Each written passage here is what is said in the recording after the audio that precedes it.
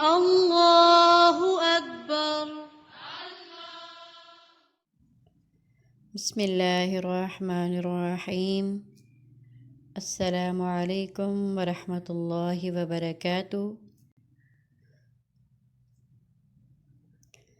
نحمدہ ونصلی علی رسولہ الکریم، اما بعد فاعوذ باللہ من الشیطان الرجیم، بسم اللہ الرحمن الرحیم۔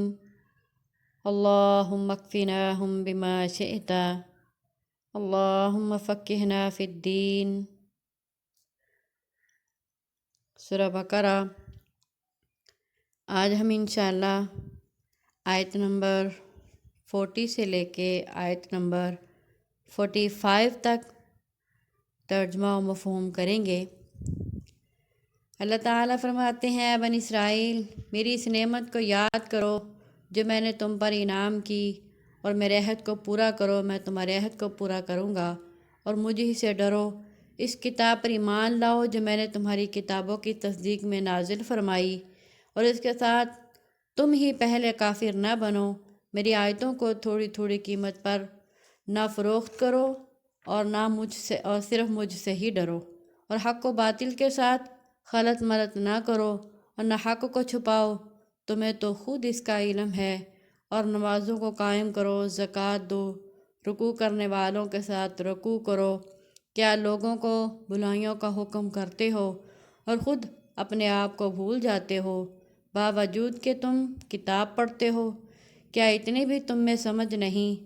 صبر اور نماز کے ساتھ اللہ تعالیٰ سے مدد کرو، یہ بڑی چیز ہے مگر ڈر رکھنے والوں پر، جو جانتے ہیں کہ وہ اپنے رب سے ملاقات کرنے والے ہیں اور اسی کی طرف لوٹ کر جانے والے ہیں۔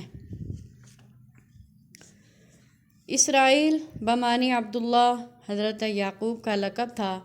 یہود کو بنو اسرائیل کہا جاتا ہے، یعنی یعقوب کی اولاد، کیونکہ حضرت یعقوب کے 12 بیٹے تھے، جن سے ان کے 12 قبیلے بنے، اور ان میں بکثرت انبیاء اور رسل ہوئے۔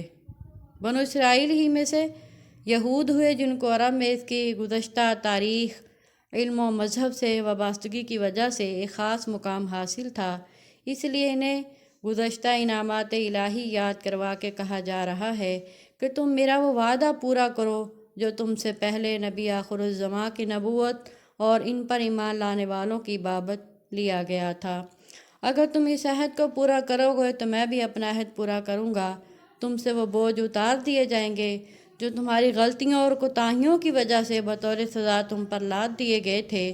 تمہیں دوبارہ عروج عطا کیا جائے گا، اور مجھ سے ڈرو، میں تمہیں مسلسل اس ذلت و ادبار میں مبتلا رکھ سکتا ہوں جس میں تم بھی مبتلا ہو اور تمہارے آباء و اجداد بھی مبتلا رہے ہیں۔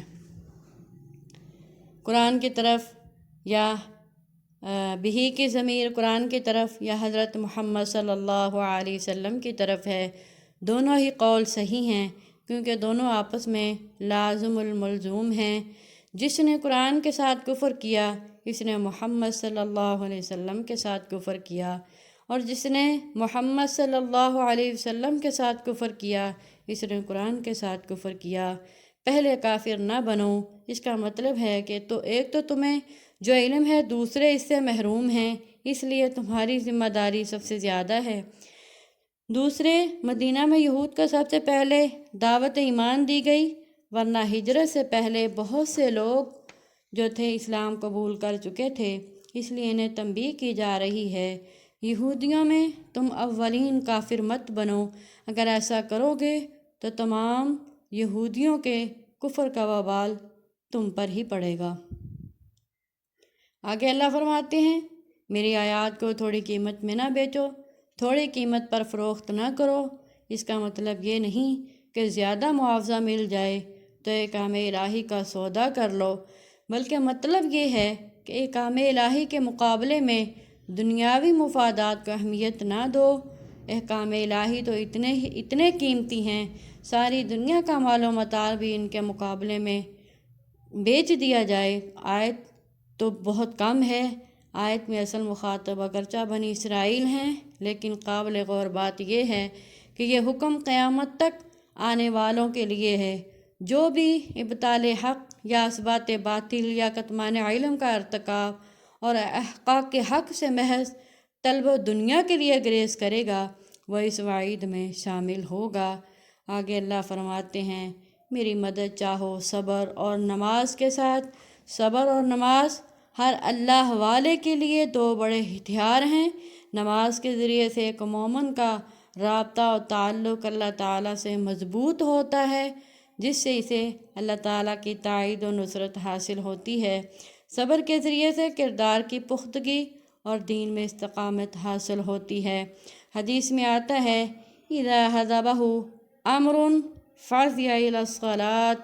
نبی صلی اللہ علیہ وسلم کو جب بھی کوئی شدید معاملہ پیش آتا، آپ صلی اللہ علیہ وسلم فوراً نماز کا اہتمام فرماتے۔ نماز کی پابندی عام لوگوں کے لیے گراں ہے، لیکن خشوع خضوع کرنے والوں کے لیے یہ آسان بلکہ اطمینان اور راحت کا باعث ہے۔ یہ کون لوگ ہیں؟ وہ لوگ ہیں جو قیامت پر پورا یقین رکھتے ہیں۔ گویا قیامت پر یقین اعمال خیر کو آسان کر دیتا ہے اور آخرت سے بے فکری انسان کو بے عمل بلکہ بد عمل بنا دیتی ہے۔ تو میری بہناں، ہمیں آخرت یاد ہوگی تو ہمارے اعمال بھی اچھے ہوں گے۔ جب ہم آخرت کو بھول جائیں گے، اللہ کا خوف دل سے نکل جائے گا، تو پھر ہم دنیا داری میں کھو جائیں گے۔ ہمیں ہوش نہیں، ہمارا وقت کتنا برباد ہو رہا ہے۔ اپنے اللہ کو منا لیں، اپنے اللہ کو راضی کر لیں اپنی زندگی میں۔